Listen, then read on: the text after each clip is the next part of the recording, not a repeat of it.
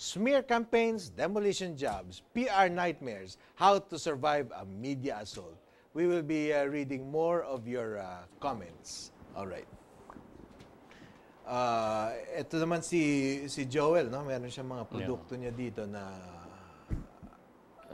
popular sa mga Christmas party, no? Lalo na para sa mga yung mga Christmas party na inoorganisa ng mga ad agencies, PR companies and mga kumpanya, no? So etong nakikita natin, meron ng mga calculator itong this one. Magkano yan? If I may ask, no? Kasi may overhead din yung mga kumpanyang gumagawa. Actually, yung price depends on the quantity. This particular planner is what we call yung ready-made. Pakita mo sa this one.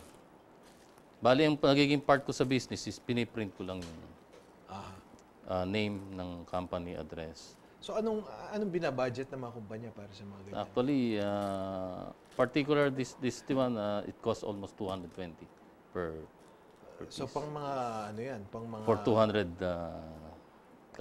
pieces. For 200. Yeah. Okay. With this one, this is the what we call the yung customized notebook plan.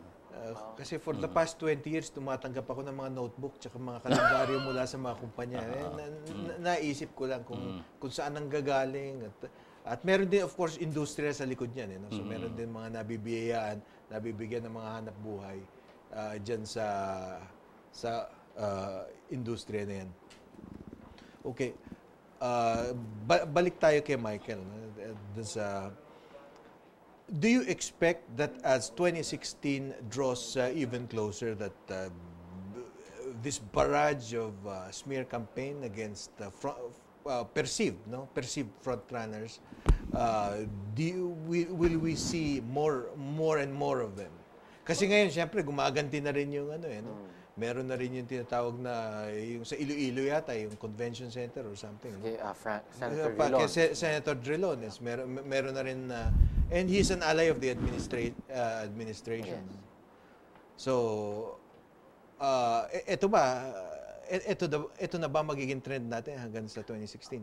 Yeah, I'd like to think if you will think of historically, lagi namang ganon, no? Every time there is especially to the run of the election, up to the elections, it doesn't stop. And minsan nga, a few days na lang, tuloy-tuloy pa rin. So that hopefully people will change their minds last minute. So I'm expecting a lot more mudslinging to happen. And not just among presidential candidates, but at least even probably sa local government levels and senatorial levels. I'm sure marami yan. Okay. Basahin natin ang mga reaksyon ng ating mga viewers, no? So, lahat ng gusto mag-text sa amin, mag-text na kayo ngayon dahil ilang minuto na lang nalalabis sa ating programa. Nestor of North Cotabato. Okay, binabati natin ang ating mga televiewers dyan sa North Cotabato. Sabi ni Nestor, Sir, di po ba mas maganda kung humarap si VP Binay at sinagot ang mga paratang sa kanya? Lumalabas tuloy na takot siya mabulgar ang totoo. Anong... I agree with him. That was my comment, or at least personal comment, when he refused to come out and just answer the charges, at least directly. Okay, Randy Sanchez of Jensan. Okay, marami tayong mga viewers din sa General Santos. Randy, sabi ni Randy, walang ginawa ang mga opisyal ng gobyerno natin kundi magnakaw ng pera ng bayan, mga kawatan. Okay, mga kawatan. Pero wala naman siyang pinatutungkulan kung sino. Okay. From no name, pero babasahin na rin natin. Politicians mahilig magbigay ng calendar para maalala mo sila all year round. Oo nga naman, no?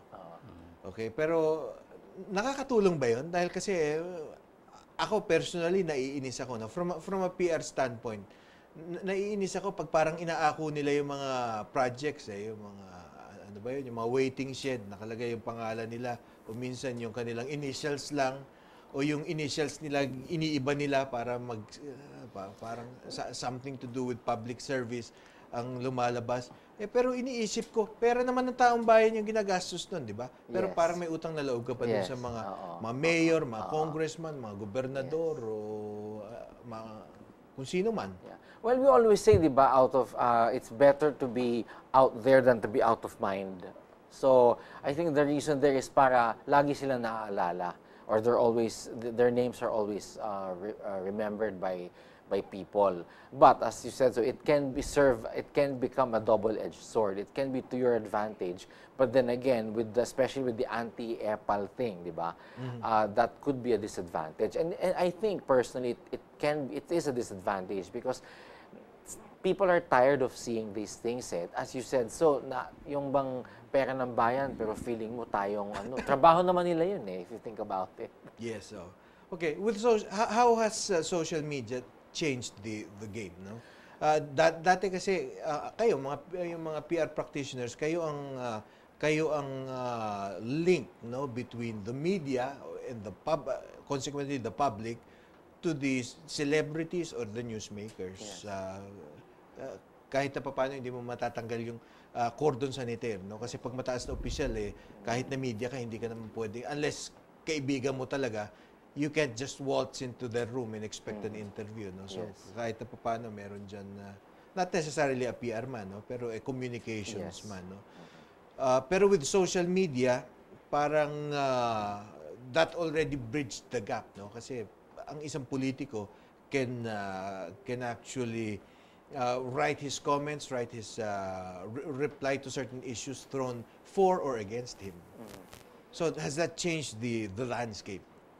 I think it has really changed it to a point wherein it's so different and very difficult for PR practitioners because social media made the ordinary person not just consumers of information, but makers of information as well. Nagiging not decision makers, pero opinion makers na rin. Newsmaker na si Juan de la Cruz as long as he has a blog or a smartphone or a Twitter Whether account. he understands the issue or hindi, not, pwede siyang magmarunong, di ba? Exactly.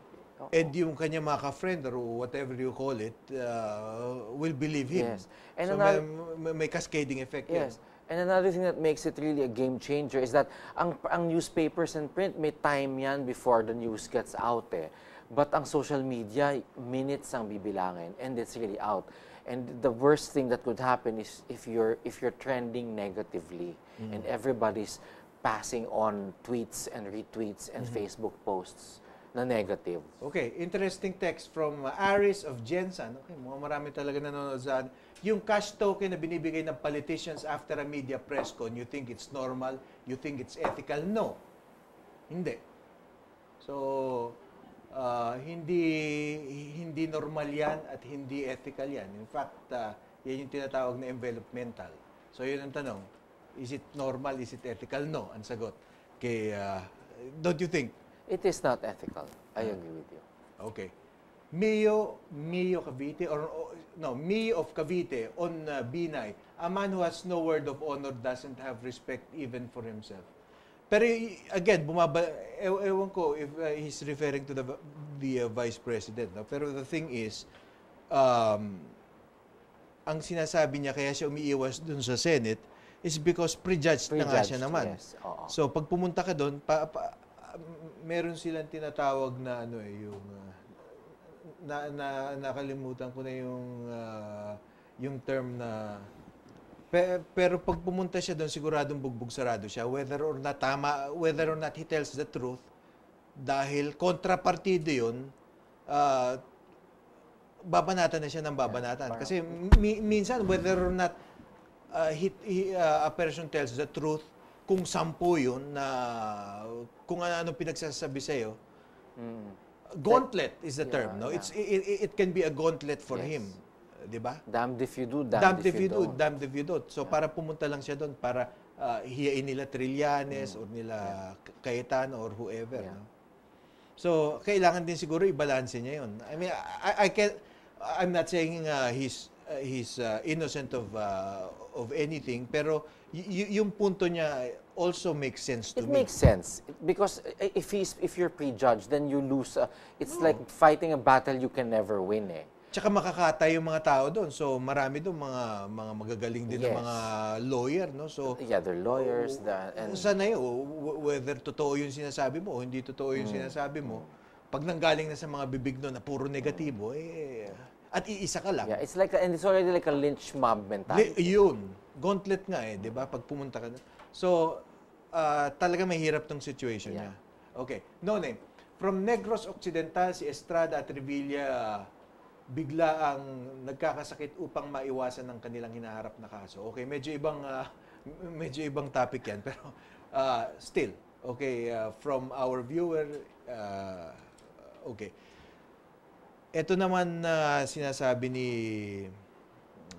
ano ba ito ng ating mga senador na in order to clear his name, no, he has to balik pa rin tayo sa Vice President because that's the issue of the day.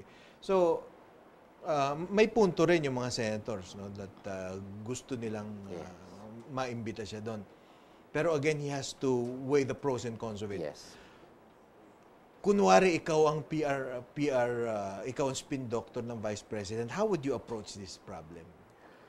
Well, as I said a while ago, I would rather that he face his detractors, the Senate body, and answer the charges, but stick to the charges and not be baited by attacks that already move on a personal level, so that at least you stick to the charges and let the chips fall where they may at this point, because damned if you do, damned if you don't. He's prejudged, but he cannot. But being silent about it, to me, is hurting him in the long run. Because the perception is that may tinatago siya because he's not speaking out, and he's just using public speaking opportunities as his forum. Pero should not he maximize also or optimize his public speaking opportunities too? He still should, but again, answer the charges point by point. So, ang gusto malaman ng tao about yung farm, siguro Yes, yung mga explain buildings it. and Explain things. it. Oo, yeah. Okay. And is that your recommendation also to other politicians who will be going through, I'm sure, the same things in the next couple of months, no? Dahil kasi within the next year siguro, ahead of the May 2016 elections, so maasahan natin, come January 2015, mag-heat up na yan. Yung mga tinatawag nilang batuhan ng putik. Well, if you're a politician with a lot of skeletons in your closet, I'd rather you don't, wag ka na lang lumaban to spare yourself. But if you really want to fight the good fight, then be prepared and have your reply well worded, so that at least if you are attacked, masasagot mo. And use social media. And use social media, yeah. There's really a lot you can win if you use social media properly.